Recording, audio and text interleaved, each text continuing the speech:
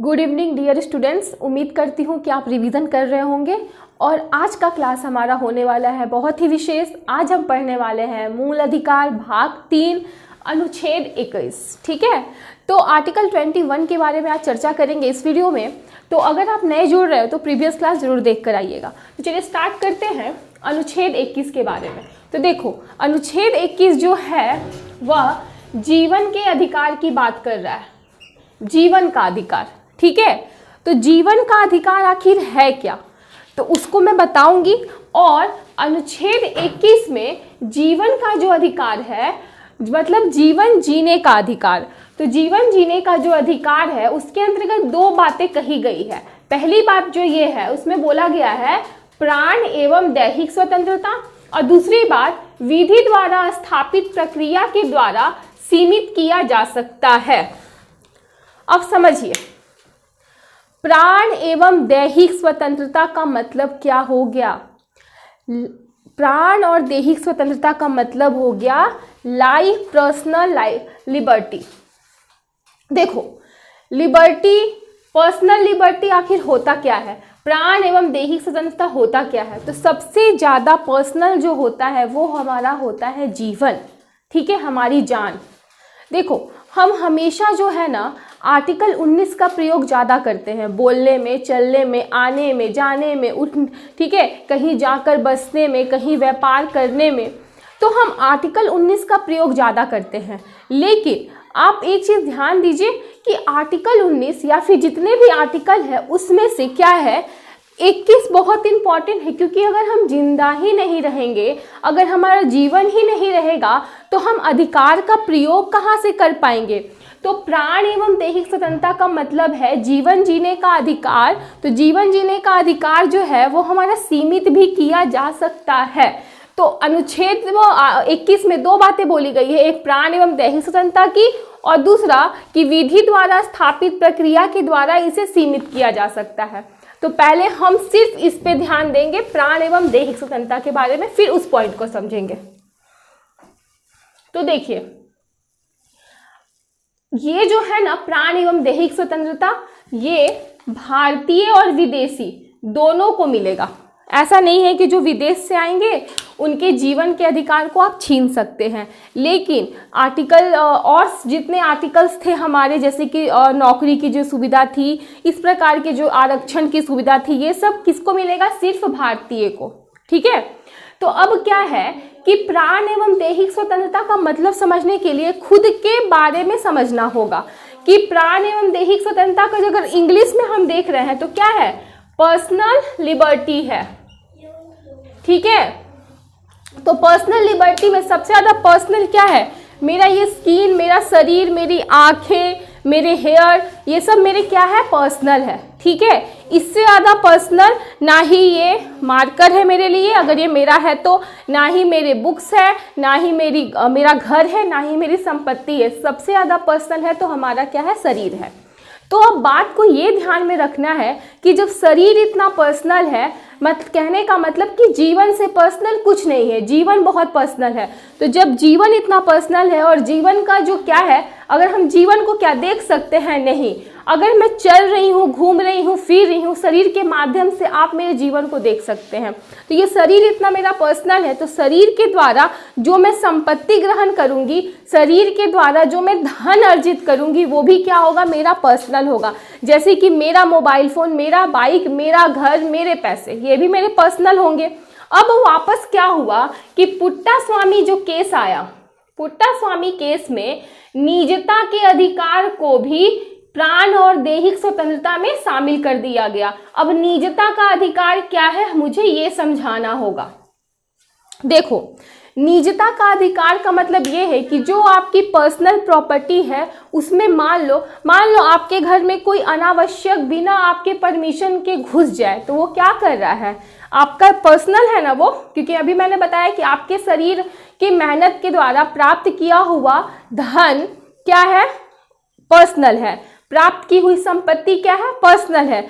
तो उस पर कोई अनावश्यक हस्तक्षेप करेगा तो इसका मतलब वो आपके निजता के अधिकार का उल्लंघन कर रहा है। ठीक है, आपका फ़ोन रिकॉर्ड करवा ले रहा है, ठीक है, आपके फ़ोन को आके चेक कर रहा है, तो वो आपके निजता का हनन कर रहा है, ठीक है, निजता के अधिकार का उल्लंघन कर रहा है। तो मैंने यही लिखा है यहाँ पे, प्राण एवं दैहिक स्वतंत्रता का मतलब है पर्सनल लिबर्टी। सबसे ज्यादा हमारा शरीर है पर्सनल, इसलिए शरीर की मेहनत से कमाई हुई धन भी क्या है, पर्सनल है, कमाई हुई संपत्ति भी पर्सनल है, और पर्सनल चीजों में किसी अन्य का हस्तक्षेप ना हो, यह निजता है। निजता का अधिकार क्या है कि आपके पर्सनल चीजों में किसी और का हस्तक्षेप ना हो, ठीक है। अब देखो, विधि द्वारा स्थापित प्रक्रिया का मतलब क्या है।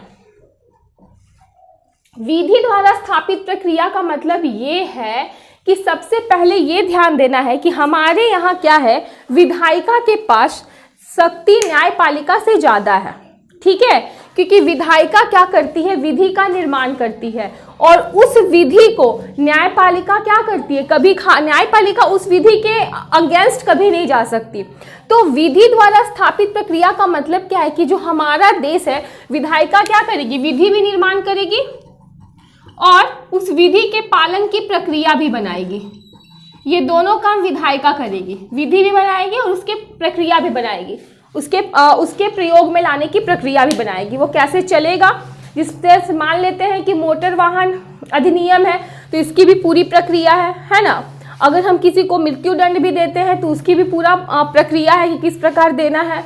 तो हर चीज के हमारे यहाँ क्या प्रक्रिया है, बिना प्रक्रिया की विधि नहीं है। तो विधि द्वारा स्थापित प्रक्रिया का मतलब है कि विधायिका ही क्या करेगी, विधि बनाएगी और प्रक्रिया बनाएगी, और विधि के द्वारा अगर विधायिका कोई विधि लाती है, इसके द्वारा हम प्राण और दैहिक स्वतंत्रता को सीमित कर सकते हैं ठीक है।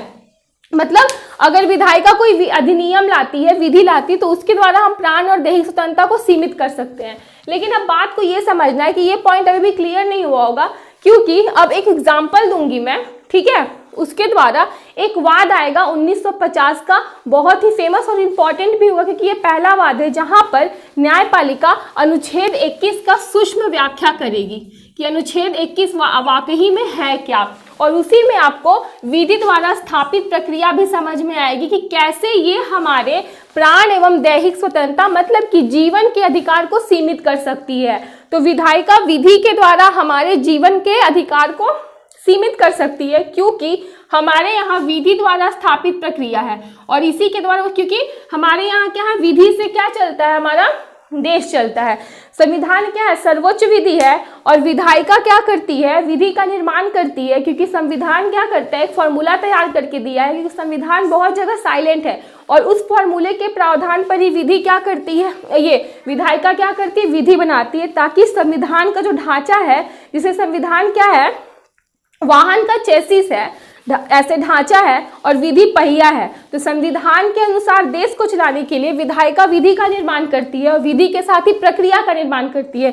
और अगर कोई भी विधि विधायिका ले आती है, ठीक है, और लाकर वो चाहे तो कभी भी हमारे जीवन के अधिकार को वो छीन सकती है। तो अभी हम आगे बढ़ते हैं, पहले इसको रिमूव करूंगी, तब इस पॉइंट को आपको अच्छे से और क्लियर करा पाऊंगी। तो विधि द्वारा स्थापित प्रक्रिया को और अच्छे से समझने के लिए पहले हमें एक प्रसिद्ध वाद, गोपालन वाद को समझना पड़ेगा। तो 1950 में ए के गोपालन मामला आया। ए के गोपालन थे, वो साम्यवादी दल के नेता थे, ठीक है। तो साम्यवादी जो होते थे, उनका कहना ये था कि लोकतंत्र का मतलब है, आज़ादी का मतलब ये है कि सबके साथ एक समान व्यवहार, मतलब कि सबके, अगर कोई गरीब है तो क्या करो, अमीरों की संपत्ति, मतलब अमीरों की संपत्ति लेके सबको बांट दो, मतलब कि सबके पास एक समान संपत्ति हो, एक जैसा मकान हो, एक जैसा धन दौलत हो, ठीक है। तो ये थी साम्यवादी नेताओं की सोच। तो क्या था ना कि साम्यवादी नेता, जब साम्यवादी नेता भाषण देते थे तो क्या होता था कि देश की अखंडता, संप्रभुता के खिलाफ बोलते थे, ठीक है। तो अब क्या था, ए के गोपालन भी क्या कर रहे थे, भाषण दे रहे थे, और उनके भाषण में भी क्या होता था, देश की अखंडता और संप्रभुता के विरुद्ध वो बोलते थे। तो अब बात ये है कि आखिर ये गोपालनवाद इंपॉर्टेंट क्यों है। तो इसलिए इंपॉर्टेंट है कि पहली बार उच्चतम न्यायालय ने अनुच्छेद 21 की व्याख्या की इसके अंतर्गत, और 1950 में जब संविधान हमारा, जब जैसे ही लागू होता है 1950 में निवारक नजरबंदी अधिनियम लाया गया, जो कि अंग्रेजों के रॉलेट एक्ट के इक्वल था, इसीलिए इसका खूब विरोध हुआ। रॉलेट एक्ट के खिलाफ तो महात्मा गांधी ने भी विरोध किया था। अब आखिर निवारक नजरबंदी अधिनियम है क्या, पहले इसको समझते हैं। आखिर ये लाया क्यों गया? तो निवारक का मतलब हुआ रोकना और नजरबंदी का मतलब हुआ हिरासत में लेना। मतलब कि अपराध करने से पहले ही व्यक्ति को हिरासत में लेना है निवारक नजरबंदी अधिनियम। क्लियर? तो अब ये क्या है? ये बहुत विवादित मुद्दा इसलिए भी है क्योंकि आपको कैसे पता कि अमुक व्यक्ति क्राइम करने जा रहा है कि आप क्राइम करने से पहले ही उसको गिरफ्तार कर ले रहे हैं। और निवारक नजरबंदी में एक और रूल ये है कि कारण नहीं बताया जाता था कि क्यों आपको गिरफ्तार किया जाएगा। ठीक है, तो निवारक नजरबंदी को और डिटेल से समझेंगे। पहले गोपालन मामले को, मेन मुद्दे को समझ लेते हैं, आखिर क्या था नहीं था। तो गोपालन जी क्या थे? भाषण दे रहे थे, तो इनको क्या किया गया? गिरफ्तार किया गया, क्योंकि गवर्नमेंट का ये कहना था कि इनके भाषण से हिंसा होगी, देश के अखंडता और संप्रभुता पे चोट पहुंचेगा, लोक व्यवस्था देश की खराब होगी। तो इनको क्या कर लिया गया? अपराध के पहले ही गिरफ्तार कर लिया गया। अब इनके वकील थे, आपको पता ही है, इनके वकील जीवन के अधिकार का हवाला देते हुए गए उच्चतम न्यायालय। फंडामेंटल राइट का अगर आपका हनन होगा तो आप कहाँ जाओगे? उच्चतम न्यायालय जाओगे। उच्चतम न्यायालय में चीफ जस्टिस थे पतंजलि शास्त्री जी। ठीक है, तो वकील ने जाके बोला पतंजलि शास्त्री जी को कि देखिए, जो गोपालन है उनके जीवन के अधिकार का हनन हुआ है। ठीक है, तो अब उच्चतम न्यायालय का उनका तर्क था, जैसे कि वकील का तर्क था कि उनके जीवन के अधिकार का हनन हो रहा है। तो उच्चतम न्यायालय ने बोला कि देखिए, क्या आपके वकील को जेल में मारा पीटा जा रहा है? क्या उनके शारीरिक अंग कुछ भंग हुए हैं, उनको चोट पहुंचाई गई है? तो बोले कि नहीं। तो पहली बार उच्चतम न्यायालय ने अनुच्छेद 21 की सूक्ष्म व्याख्या करते हुए कहा कि जीवन के अधिकार का मतलब है, जीवन के अधिकार का मतलब है शारीरिक अंगों की सुरक्षा, शारीरिक प्रताड़ना का अभाव। कहने का मतलब कि अगर आपके अंग सुरक्षित है, शारीरिक अंग, अगर आपको शारीरिक रूप से प्रताड़ित नहीं किया जा रहा है, तो आपके जीवन के अधिकार का हनन नहीं हुआ है। ठीक है, तब वकील का कहना है कि भाई ये कैसा जीवन का अधिकार, जहां हमें बोलने की आज़ादी नहीं, इधर उधर आने जाने की आज़ादी नहीं। तो उच्चतम न्यायालय का कहना था कि देखिए, आप डिसाइड कर लो कि आपको जीवन के अधिकार के लिए आए हो या स्वतंत्रता के अधिकार के लिए। तो वकील का कहना कि स्वतंत्रता और जीवन का अधिकार दोनों एक ही सिक्के के क्या है? चट्टे बट्टे, एक ही सिक्के के दो पहलू, एक ही थाली के चट्टे बट्टे या एक ही सिक्के के दो पहलू। तो देखो, अब बात को समझो कि कहीं भी हम जा सकते हैं, बोल सकते हैं, ये हमारा अनुच्छेद 19 है, स्वतंत्रता का अधिकार है, और जीवन का अधिकार के हमारा अनुच्छेद 21 है। तो वकील का कहना है कि दोनों क्या है? एक ही सिक्के के दो पहलू है। लेकिन उच्चतम न्यायालय का कहना है कि नहीं, दोनों क्या है? अलग अलग है, इन दोनों को हम एक में नहीं मिला सकते हैं। ठीक है, अब दूसरी बात क्या है कि अगर ये गोपालन लोक व्यवस्था के खिलाफ बोलते हैं, तो स्वतंत्रता का जो अधिकार अनुच्छेद 19 है वो तो प्रतिबंधित है कि आप लोक व्यवस्था के खिलाफ नहीं बोल सकते, राज्य की सुरक्षा के खिलाफ नहीं बोल सकते। अगर हम ऐसा बोलेंगे तो हमें क्या, हमारे फंडामेंटल राइट जो है आर्टिकल 19 को क्या किया जाएगा? सीमित किया जाएगा, रोका जाएगा हमें। ठीक है, तो उसके अकॉर्डिंग अगर ये स्वतंत्रता के अधिकार के पक्ष में भी अगर वो जाते, वकील बोलते कि नहीं स्वतंत्रता के अधिकार का हनन है, तो वहां भी क्या होता? उच्चतम न्यायालय यही बोलती कि नहीं, देखिए स्वतंत्रता का अधिकार क्या है? प्रतिबंधित है कि आप लोक व्यवस्था, राज्य की सुरक्षा, इन सब के खिलाफ नहीं बोल सकते। और गोपालन तो वही कर रहे थे। दूसरा, अगर जीवन के अधिकार के खिलाफ आए हैं बोलने के लिए, तो ये भी बात समझ लीजिए कि उनका शारीरिक अंग सुरक्षित है, उनको शारीरिक प्रताड़ना नहीं मिल रही है, सिर्फ उनको कैद करके रखा गया है, तो ये जीवन के अधिकार का हनन नहीं है। ठीक है, अब देखो, एक रूम में आपको बंद करके रख दिया जाए और बोला जाए आपके जीवन का अधिकार का हनन नहीं कर रहे हैं, तो ये देखो, ये बहुत ही क्या है, इसकी संकीर्ण व्याख्या है। और उच्चतम न्यायालय का काम है समय समय पर वो क्या करता है? अपनी व्याख्या में परिवर्तन भी करता है। तो ये उस समय का व्याख्या है 1950 में, जहाँ पे उच्चतम न्यायालय ने जीवन के अधिकार की व्याख्या करते हुए ये कहा है कि शारीरिक अंगों की सुरक्षा और शारीरिक प्रताड़ना का अभाव ही क्या है? जीवन के अधिकार का मतलब है। अब क्या है, गोपालनवाद के दूसरे मुद्दे को देखते हैं। मतलब अब ये चलेगा क्योंकि वकील और उच्चतम न्यायालय का तर्क चल रहा है, तो पहले इसको रिमूव कर लेती हूँ और फिर आगे के तर्क पे चलती हूँ। तो बच्चों गोपालनवाद को हम आगे बढ़ाते हैं। तो देखिए, निवारक नजरबंदी में दो बातें कही गई थी। पहली कि हिरासत में लिया जाएगा, अपराध करने से पहले हिरासत में लिया जाएगा, और दूसरा बात ये कहा गया था कि बिना कारण बताए, मतलब कि कारण नहीं बताया जाएगा, हिरासत में लिया जाएगा बिना अपराध किए, लेकिन आपको कारण नहीं बताया जाएगा। तो वकील का अब दूसरा मुद्दा ये था, पहला मुद्दा तो ये था कि जीवन के अधिकार का हनन हो रहा है, जहाँ पे उच्चतम न्यायालय ने मना कर दिया कि नहीं हो रहा, क्योंकि शारीरिक अंग सुरक्षित है और क्या है, शारीरिक प्रताड़ना उनको नहीं दी जा रही है। तब वकील ने दूसरा तर्क रखा कि देखो हमारे यहाँ क्या है, विधि द्वारा स्थापित प्रक्रिया, इसका मतलब कि विधि बिना प्रक्रिया के नहीं चलती है, मतलब प्रक्रिया होता है हर विधि को लागू करने के लिए, चलाने के लिए। लेकिन निवारक नजरबंदी अधिनियम में अपराध करने से पहले आप हिरासत में ले रहे हैं, ये बात लिखी गई है और कारण नहीं बताया जाएगा, मतलब प्रक्रिया तो है ही नहीं, दो बातें हैं, बिना कारण बताए और अपराध करने से पहले वो हिरासत में लेगा। तो कहने का मतलब ये है कि पहले प्रक्रिया समझिए, प्रक्रिया का अभाव का मतलब ये हुआ कि ना कारण बताया जाएगा, ना नोटिस भेजा जाएगा, ना ही आपको पक्ष रखने का अधिकार दिया जाएगा, ठीक है, कि आप अपना पक्ष रख पाए। क्योंकि आपको पता ही है कि हमारे यहाँ दंड देने की भी एक प्रक्रिया है, ऐसे दंड नहीं देते हैं, उस व्यक्ति की उसकी अंतिम इच्छा पूछते हैं, और भी प्रक्रिया है, ठीक है। तो क्या है कि दंड देने तक की, उनका कहना ये था वकील का तर्क कि जब दंड देने तक की हम मृत्यु दंड भी अगर हम दे रहे हैं किसी को, तो वो भी पूरे के पूरे क्या होते हैं, प्रक्रिया के अनुसार किया जाता है, उसका हेल्थ चेकअप कराया जाता है, ठीक है, उसकी अंतिम इच्छा पूछी जाती है। तो इस तरह की प्रक्रिया के अकॉर्डिंग ही सारे काम होते हैं भारत में, विधि बिना प्रक्रिया के हमारे यहाँ नहीं चलती। तो इसमें क्यों नहीं प्रक्रिया है, ठीक है। तो अब बात समझिए, प्रक्रिया की यहाँ बात आई है, और यहाँ पे भी क्या बोला गया है, विधि द्वारा स्थापित प्रक्रिया, और यहाँ पे है विधि की विधिवत प्रक्रिया। तो देखो अमेरिका के संविधान में है कि विधि की उचित, विधिवत मतलब उचित प्रक्रिया की बात करता है अमेरिका का संविधान, और भारत का संविधान बात करता है विधि द्वारा स्थापित प्रक्रिया की। तो बात को ये समझना है कि विधि की विधिवत प्रक्रिया, विधि की उचित प्रक्रिया के अंतर्गत ये है कि संविधान ज्यादा पावर किसको दिया है, न्यायपालिका को। पावर ज्यादा किसके पास है, न्यायपालिका के पास, न्यायपालिका के पास है। और इसमें पावर विधायिका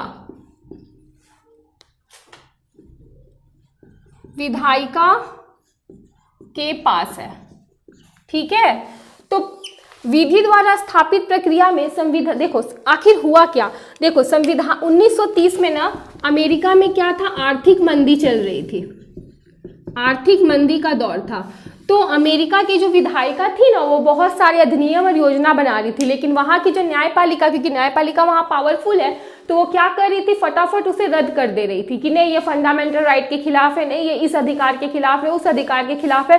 तो भारत के संविधान निर्माताओं ने उसे देखा था, इसीलिए भारत के संविधान निर्माताओं ने बोला कि नहीं भैया, हम न्यायालय को ये अधिकार नहीं देंगे, हम विधायिका को ये अधिकार देंगे, क्योंकि विधायिका में सारे निर्वाचित सदस्य आते हैं ना जनता के द्वारा, तो जनता के मुद्दे को रिप्रेजेंट भी वही करेंगे, जनता की इच्छा को रिप्रेजेंट भी वही करेंगे, इसीलिए न्यायपालिका से ज्यादा शक्ति हमको विधायिका को देनी है। तो इसीलिए ये बात लिखी गई कि विधि द्वारा स्थापित प्रक्रिया, ठीक है। तो हमारे यहाँ कैसी विधि द्वारा स्थापित प्रक्रिया है, विधायिका ही विधि बनाएगी, विधायिका ही उस विधि की प्रक्रिया भी बनाएगी। क्लियर हो गया यहाँ तक आप। तो अब बात यह है कि जो गोपालन के वकील ने तर्क दिया कि इसमें प्रक्रिया नहीं है, तो उच्चतम न्यायालय ने कहा कि देखो मेरा अधिकार नहीं है कि मैं ये चेक करूं कि कौन सी विधि अच्छी है, कौन सी विधि बुरी है, कौन सी विधि में प्रक्रिया है, नहीं है, क्योंकि ये काम विधायिका का है। विधायिका चाहे तो विधि बनाए और विधि के साथ प्रक्रिया बनाए, उसका मन करे ना बनाए। विधायिका चाहे तो आज कोई विधि बना के कल हमारा कोई मूल अधिकार हमसे छीन सकती है, क्योंकि यहाँ पर न्यायपालिका के हाथ बंधे हुए हैं। न्यायपालिका की शक्ति इतनी है कि वो क्या करेगा, संविधान की रक्षा करता है। मतलब कि न्यायपालिका विधि के अंतर्गत रह के ही, जैसे कि मान लो अगर किसी की, न्यायपालिका कहना है अगर गोपालन की